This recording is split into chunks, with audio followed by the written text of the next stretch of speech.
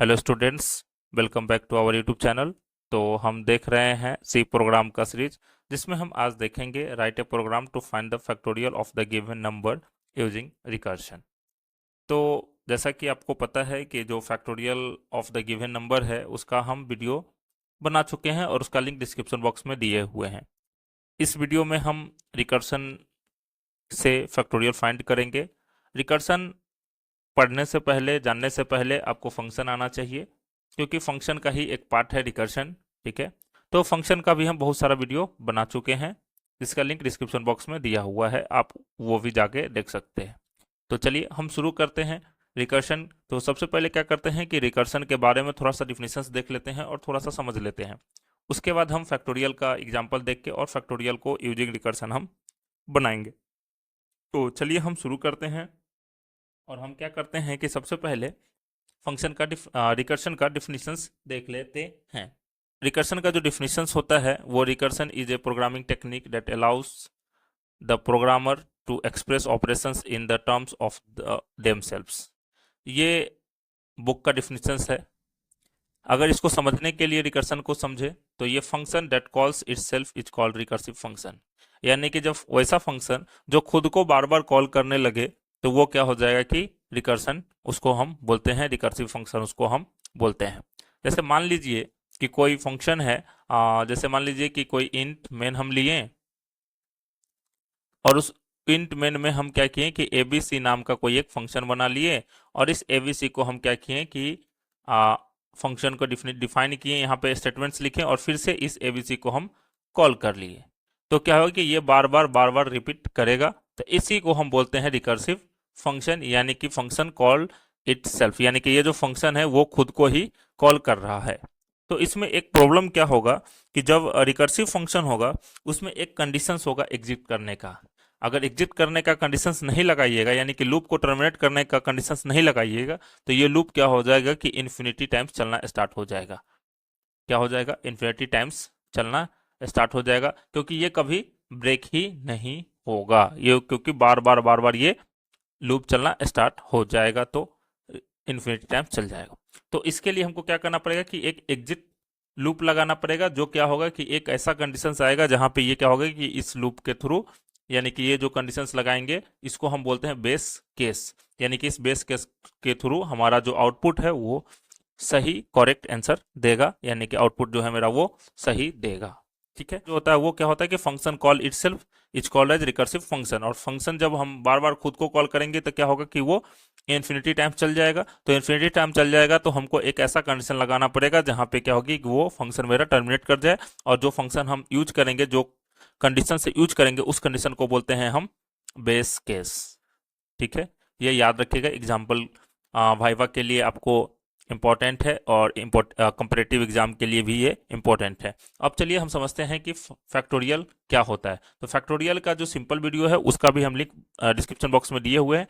तो मान लीजिए कि कोई एक एन नंबर है और इस एन नंबर में कोई वैल्यू डाल दिए 5। तो 5 का जो अगर फैक्टोरियल होगा, तो जैसा कि हम जानते हैं कि कितना होता है 120। तो 5 का फैक्टोरियल 120 कैसा है? तो या तो आप 5 को 1 डिक्रीज करते हुए कहाँ तक ले जाइए? 1 तक, और नहीं तो इंक्रीजिंग ऑर्डर में 1 से स्टार्ट करिए और कहाँ तक ले जाइए? जो गिवन नंबर है वहां तक, और ये सारे को मल्टीप्लाई कर दीजिएगा तो कितना हो जाएगा?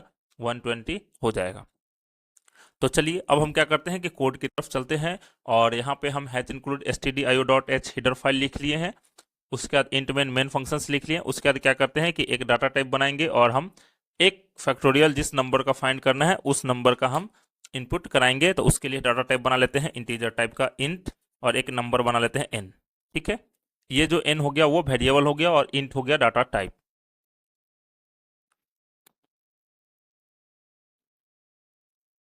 उसके बाद क्या है कि एक हम फंक्शन बना लेते हैं, जैसे मान लीजिए कि इंट मेन बना लिया फंक्शन। ठीक है, अब उसमें क्या करते हैं कि अब हम इस नंबर को इनपुट कराते हैं। तो इनपुट कराने के लिए एक मैसेज शो कराते हैं कि प्रिंटफ, और यहाँ पे एक मैसेज शो कराते हैं कि इंटर द नंबर। ठीक है, जैसे ही ये नंबर शो होगा, आप यहाँ पे जो स्टेटमेंट है वो आप और अच्छे तरीका से लिख सकते हैं, जैसे कि enter the number for find the factorial of the for find the factorial. इस तरह से भी हम सिंपल लिख दिए कि इंटर द नंबर, जिसे समझ में आ जाए कि कोई नंबर इनपुट कराना है। उसके बाद क्या करते हैं कि स्कैनफ फंक्शन को कॉल करते हैं और फॉर्मेट स्पेसिफायर भी हम लिख देते हैं, और इंटीजर का जो फॉर्मेट स्पेसिफायर होता है वो होता है मेरा %d। उसके बाद एड्रेस दे देते हैं %, और वेरिएबल नेम n दे देते हैं। इससे क्या होगा कि मेरा जो नंबर का फैक्टोरियल फाइंड करना है वो मेरा इनपुट हो जाएगा। अब हमको क्या करना है कि जो नंबर फाइंड हुआ, जो नंबर हम इनपुट कराएं, उस नंबर का हमको फैक्टोरियल निकालना है। तो फैक्टोरियल निकालने के लिए सबसे पहले हमको फंक्शन पास करना पड़ेगा। तो फंक्शन पास करने के लिए हम एक फैक्ट नाम का फैक्टोरियल बना लेते हैं और उसमें क्या करते हैं कि n पास करते हैं, यानी कि ये जो फैक्ट हुआ वो मेरा फंक्शन हुआ और n मेरा वेरिएबल हुआ, उसमें हम आर्गूमेंट पास कर रहे हैं।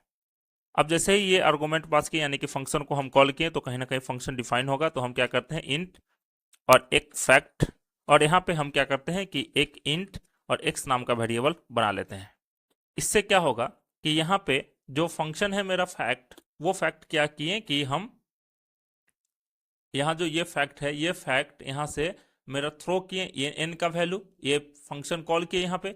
जैसे ही ये फंक्शन कॉल हुआ तो यहाँ से क्या हुआ कि ये थ्रो हुआ n का वैल्यू, यानी कि n में अगर मेरा 5 है तो ये 5 यहाँ से कहाँ चला आएगा, x के पास 5। तभी तो जाके हम क्या करेंगे, इसका कैलकुलेशन करके इसका वैल्यू निकालेंगे, यानी कि 5 का फैक्टोरियल कितना हो जाएगा, 120। तो इस प्रकार से तो यहाँ से फंक्शन कॉल किए हैं। आपको हम फंक्शन बता चुके हैं और फंक्शन का वीडियो और बहुत सारे प्रोग्राम भी हम आपको बता चुके हैं, तो आपको समझ में आ रहा होगा कि कैसे हम फंक्शन कॉल किए हैं। ठीक है, उसके बाद जैसे ही फंक्शन कॉल किए तो हमको किसके थ्रू बनाना है, तो रिकर्सन के थ्रू बनाना है। यूजिंग रिकर्सन है मेरा प्रोग्राम। तो हम क्या करते हैं यहाँ पे कि जो फंक्शन बनाए थे उसमें हम आपको बताए थे कि हमको एक बेस केस चाहिए। तो बेस केस के लिए हम क्या बोले थे आपको कि सबसे पहले अगर फंक्शन के लिए हम अगर फैक्टोरियल के लिए देखेंगे तो अगर 5 मानते हैं तो क्या होता है कि 5 4 3 2 1, यही होता है मेरा फैक्टोरियल फाइंड करने के लिए। और ये सारे का मल्टीप्लाई मेरा 120 आना चाहिए। तो हमारा क्या है कि कब मेरा ये लूप, ये जो मेरा फंक्शन है, ये कब मेरा टर्मिनेट हो जाए, तो जब मेरा n का वैल्यू कितना हो जाए, 1 हो जाए। यानी कि 1 जैसे ही मेरा ये x का वैल्यू होगा, n तो हम यहाँ से फंक्शन कॉल कर दिए, तो ये मेरा किस में स्टोर हो गया, x में। तो ये जो x का वैल्यू है कब हो जाए, 1 हो जाए, तब मेरा क्या हो जाए कि टर्मिनेट हो जाए। तो हम क्या करते हैं यहाँ पे कंडीशंस लगाते हैं कि इफ जो मेरा x का वैल्यू है वो किसके बराबर हो जाए, 1 के। और जैसे ही 1 के बराबर हो तो क्या कर दीजिए कि रिटर्न कर दीजिए मेरा क्या, 1। ठीक है, तो रिटर्न 1 कर दीजिए। जैसे ही मेरा किसके बराबर है, 1 के। अगर नहीं आया तो इसी को हमको कॉल करना है। तो इसको जब कॉल करना है तो हम यहाँ पे क्या करेंगे, रिटर्न, और उसके बाद हम क्या करेंगे यहाँ पे x मल्टीप्लाई विथ जो मेरा वेरिएबल है, सॉरी जो फंक्शन है मेरा फैक्ट, और उसके बाद x माइनस 1, यानी कि एक एक घटाते जाइए। जब इसको हम ड्राई रन करके दिखाएंगे तो क्या होगा कि और अच्छे तरीके से समझ में आएगा। तो यहाँ पे जैसे ही ये मेरा फंक्शन खत्म हुआ, जब ये मेरा फंक्शन लास्ट में टर्मिनेट होगा, तो मेरा जो वैल्यू है ये रिटर्न करके मल्टीप्लाई करके ये वापस जाएगा जहां से फंक्शन कॉल हुआ था। तो हम क्या करते हैं कि जहां से फंक्शन कॉल हुआ था वहां पे हम क्या करते हैं कि यहाँ पे इसको, अब अगर यहाँ पे ये जो है मेरा इसका वैल्यू कितना हो जाएगा, 120। तो 120 जब रिटर्न करेगा तो ये कहाँ रिटर्न करेगा, तो आपको बताया गया है कि जहां से फंक्शन कॉल होता है वहीं पे उसका वैल्यू रिटर्न होता है। तो यहाँ पे क्या हो जाएगा, फैक्ट n के जगह पे 120 हो जाएगा। तो ये 120 मेरा क्या है, इंटीजर है, तो इसीलिए ये जो फैक्ट है इस फैक्ट को कहीं ना कहीं स्टोर करना पड़ेगा। तो हम मान लेते हैं एक वेरिएबल इंट f नाम का, ठीक है, जिसमें फैक्टोरियल का वैल्यू स्टोर हुआ। अब क्या करेंगे, जैसे फैक्टोरियल का वैल्यू स्टोर हुआ तो हम क्या करते हैं कि इसको प्रिंट करा देते हैं। तो प्रिंट कराने के लिए हम यहाँ पे मैसेज करा देते हैं कि फैक्टोरियल ऑफ %d इज, और यहाँ पे फिर से %d दे देते हैं। इसका मतलब हम आपको अभी बता रहे हैं, तुरंत आपको समझ में आएगा। और यहाँ पे क्या करते हैं कि हम n दे देते हैं और कॉमा f दे देते हैं।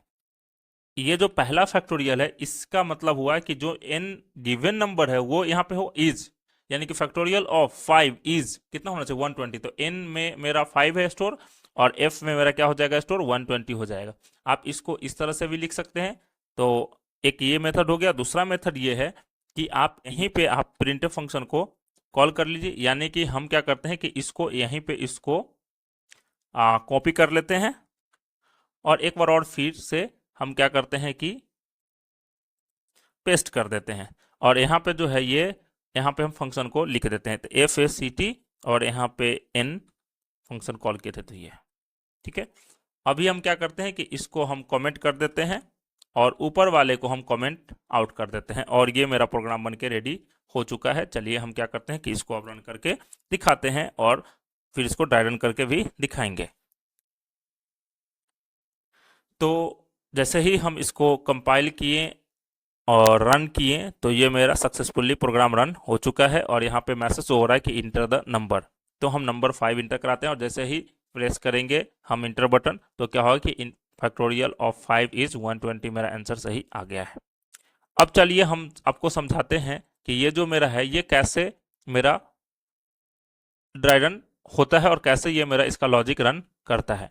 ठीक है, तो सबसे पहले जो है वो हम क्या किए यहाँ पे कि एक वेरिएबल बनाए इंट n नाम का, जो क्या हुआ कि उसमें मेरा n में हम कोई भी नंबर इनपुट कराएंगे।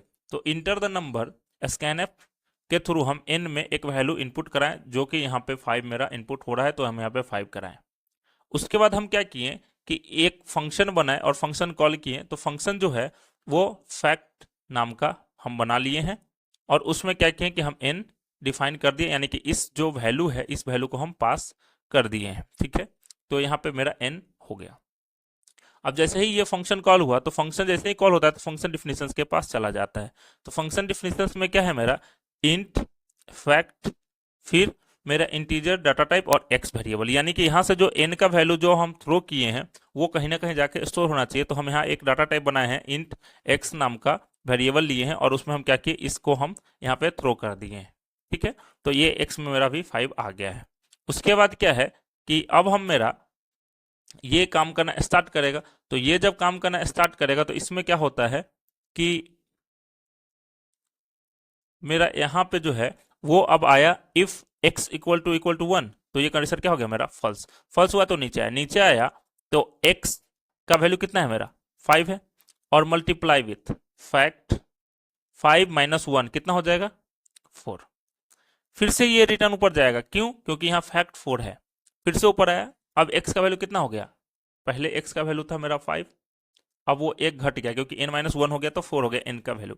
अब फिर से ऊपर गया तो x इक्वल टू कितना देखा 1 नहीं है, कंडीशन क्या हो गया, फिर से फॉल्स हुआ तो आया इल्स के पास आया, तो 5 पहले से था ही, मल्टीप्लाई विथ 4 और multiply with fact n minus x minus 1, यानी कि x माइनस 1 माने कि 4 माइनस 3, यानी कि कितना हो जाएगा 4 माइनस 1 इक्वल टू हो जाएगा 3।